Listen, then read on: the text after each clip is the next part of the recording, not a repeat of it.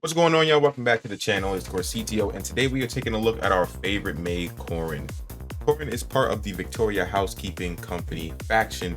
She is a burst 4-star DPS who excels at doing great damage when the enemy is stunned. A lot of her kit revolves around holding the attack button or tapping the attack button rapidly when doing certain moves to extend the damage that move will do, as well as her kit leans heavily into doing damage to stunned enemies.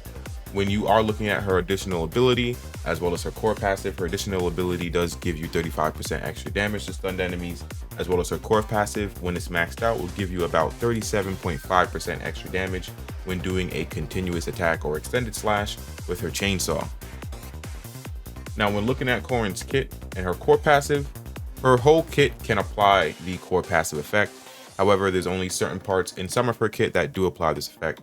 For example, only basic attack 3 and basic attack 5 will give you the core passive effect, since those are the only parts of the basic attack chain that you're able to hold to get extra damage. Her dash attack you can hold to get extra damage, same with her dodge counter, the same with her parry and quick assists, and the same with her special attack and ultimate and chain attack. Now that we've gone over Corin's basic kit, I want to go over some of the more nuances inside of her kit. Now, I'm actually seriously going to try to keep this as short and sweet as possible. I'm not going to ramble on like I normally do. I'm going to try to just go ahead and just tell you guys basically what you'll want to do in certain situations. So if the enemy is not stunned and they are attacking you, you don't necessarily, or you can do a full basic attack chain. However, for the most part, you're going to need to dodge at some point. If you need to dodge, that's perfectly fine, because her dodge counter and basic attack 4 and 5, or basic attack 5, do have that extended chainsaw effect. As well as if you do the dodge counter, you can skip basic attack 1, 2, and 3 and go right into 4 and 5.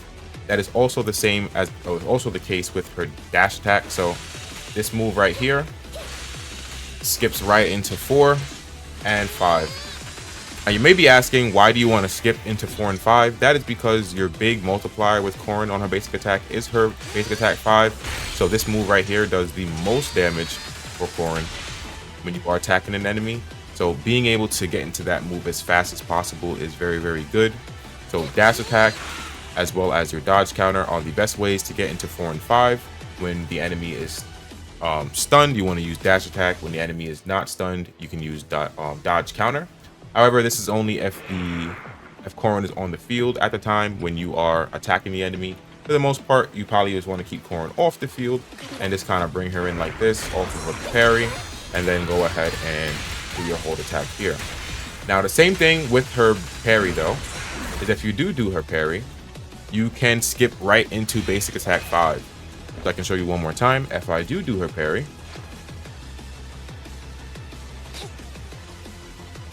oh, I don't think I might have glitched. Might have glitched in chat. Okay.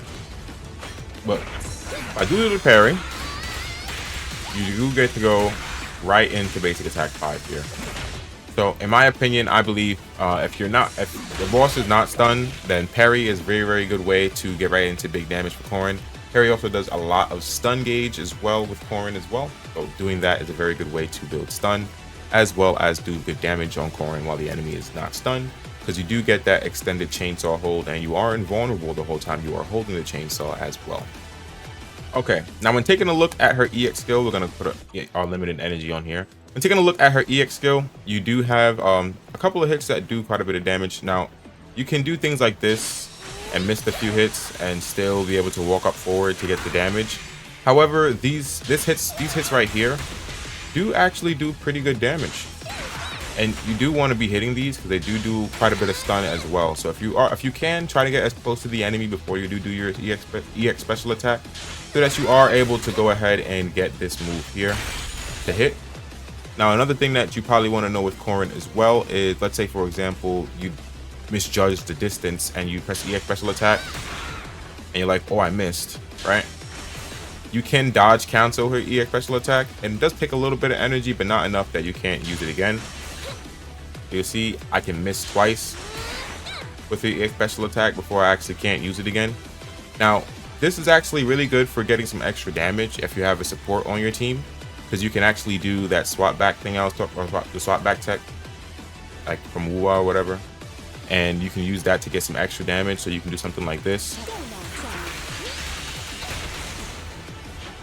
so you can get some extra damage that way. So basically what you'll want to do is you press EX skill, swap over to your support, press her EX skill, and then quick assist back into Corin before he does the explosion. Now you want to quick assist before she does the explosion, because if you do let her do the explosion, she does use quite a bit of EX skill energy. So if you get the explosion, then you actually just lose the whole ability to go right into EX skill altogether. So you actually do want to make sure that you cancel before she does the explosion. Now I'll show you one more time that it is possible, because I know I did have the limited energy on. So what you want to do is press EX skill, swap into your support, press EX skill, go back into Corin before she does the actual explosion. And you'll see that I still have the EX skill here to go ahead and attack the enemy with this here. It's just a little bit of, it's just a way to get some extra damage. If you really want to min-max some extra damage and get some extra damage in a clear, something like that, you can do that to get extra damage off of her EX skill. Now her ultimate is actually pretty straightforward as well. You just kind of press the button and then hold your attack button, you get max damage. If there are some enemies in front of you that are bunched up together, like if you're able to place yourself kind of in between all three of them, let's say in a triangle shape, I'll try to put that some footage in the background so you can see kind of what I mean by placement and positioning. Then you're able to kind of cleave all of them together and get max damage on multiple enemies with her ultimate. But you basically just want to press the button and hold basic attack, and that's the best way to get most damage out of her ultimate as well. The same applies to her chain attack as well. You basically just want to do chain attack, hold basic attack, and then you get the full damage of her chain attack. And in my opinion, it's better to end off with your support. This way you can do the quick assist right after doing her chain attack as well, and get extra damage from her quick assist as well. Now that's about it for all the tips that I have with Corin. She's very straightforward when it comes to her general playstyle. I do hope that some of those tips that I gave kind of helped with making her a little smoother, such as like doing the dash attack when the enemy is stunned to skip right into the basic attack 5, or the swap back trick. I do think the swap back trick is very good because you're basically able to double the damage that your first 2 hits of the EX skill will do. Especially when the enemy is stunned, you will get that 35% extra increased damage from the faction passive or the team passive that Corin does have to that skill as well. So I think that is definitely a good way to get some extra damage. And it does work with every support that I've tested so far. I've tested it with Lucy, I tested it with Nicole, and I tested it with Rina. So I've worked with all 3 of those supports as well. So if you're using any of those supports, you can definitely do it. As for Sokaku, if you're going to use Sokaku to buff Corin, I'm sure that you definitely could do it, but you want to make sure that you have all 3 vortex stacks, and you can just press the EX skill, go into Sokaku, do fly the flag, go right back into Corin. That way you can get the quick assist before she does the explosion. That being said, thank y'all for watching. Let me know if there's any other characters that are popping up later, or any other characters that I may have on my account that I might be playing that you want to see something similar to this on. The next team that I probably will play is going to be Soldier 11 Lucy Ben. I'm working on that team right now at the moment. I can actually go show you guys a little sneak peek if you want to see. Hold on. So I'm actually working on that team right now at the moment. My soldier stats are pretty decent, I would say. Pretty decent. As for Ben is, I haven't really focused on Ben too hard, and neither has Lucy. Has kind of been grinding Soldier out, but Soldier is looking pretty decent right now. So we are slowly but surely building this team up together. And then once Jane Doe and Seth comes, I'm probably going to focus on Jane Doe and Seth. And then once that is done, I might take a break from pulling and just focus on this team here. That being said, thank y'all for watching.